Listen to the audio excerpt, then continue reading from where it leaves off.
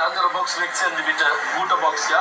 Pat Manhattan Siebe hat für seine 65. வணக்கம். மீண்டும் ஒரு மகிழ்ச்சியான வீடியோவில் உங்களை சந்திக்கிறது மிக மிக மகிழ்ச்சி அடையுது.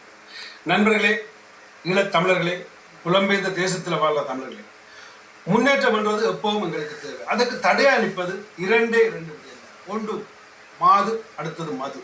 ஸோ இந்த இரண்டுல இருந்து நீங்கள் தப்பிட்டீங்களா இருந்தால் உங்களோட வாழ்க்கை சிறப்பாக மலரும் என்று சொல்லிக்கொண்டு இந்த வீடியோக்குள்ளே போகும். அதாவது நாங்கள் யுத்தத்தால் என்னமோ புலம்பெயர்ந்த பல நாடுகளுக்கு ஓடினது உண்மைதான். ஆனால் எங்களை ஒரு நாடும் வா என்று கூப்பிட்டதே இல்லை. அதாவது ஏன் வாரா என்று ஒரு சில முகங்கள் பார்த்தது எங்களை. ஆனால் அப்பவும் அதை தாண்டி நாங்கள் பல ஐரோப்பா நாடுகள், கனடா, அமெரிக்கா பூந்துதான் போய் குடி பூந்தோம். ஆனால் அன்றைக்கு நாங்கள் ஒரு தேவையில்லா தமிழராக இல்லை தேவையில்லா ஒரு மனிதராக அந்த நாட்டுக்கு இருந்திருக்கலாம். ஆனால் இன்றைக்கு அந்த நாட்டு முன்னேற்றத்துக்கு பங்களிக்கக்கூடிய மனிதராக நாங்கள் மாறியிருக்கிறோம். ஆமாம் நண்பர்களே, பத்மநாதன் சிவா என்றவர் உங்கள் எல்லாருக்கும் தெரியும். நான் ஏற்கனவே அவரை பற்றி ஒரு வீடியோ போடுறேன். என்னுடைய நெருங்கிய நண்பர் அவர். அதாவது ஜெர்மன் தொலைக்காட்சியில், அரசாங்க தொலைக்காட்சியில் போன 14ஆம் தேதி அதை ஒளிபரப்பாக்கினார்.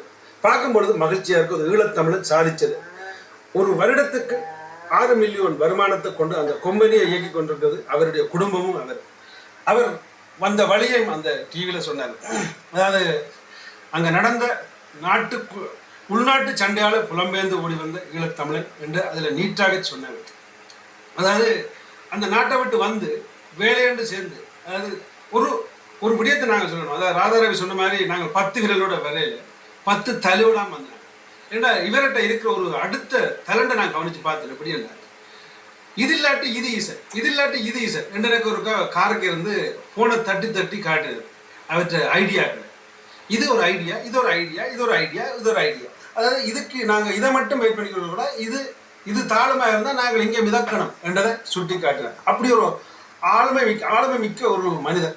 இன்னும் சொல்ல போனால் அருமையான மனிதன், அருமையான மனிதன். அடுத்து சிறப்பான இன்னொரு விடயத்தை சொல்லணும் பண்ணுறாங்க.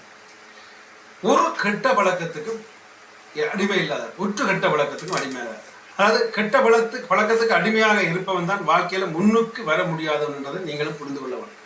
கெட்ட பழக்கம் இருக்கிறவனால வாழ்க்கையில பெரிய உச்சத்துக்கு போக முடியாது. ஸோ இந்த வீடியோ பார்த்தோட உண்மையாக மகிழ்ச்சியாக இருந்துச்சு. உங்களுக்கும் அதை பரப்பணும் என்றதுக்காக தான் இந்த வீடியோ.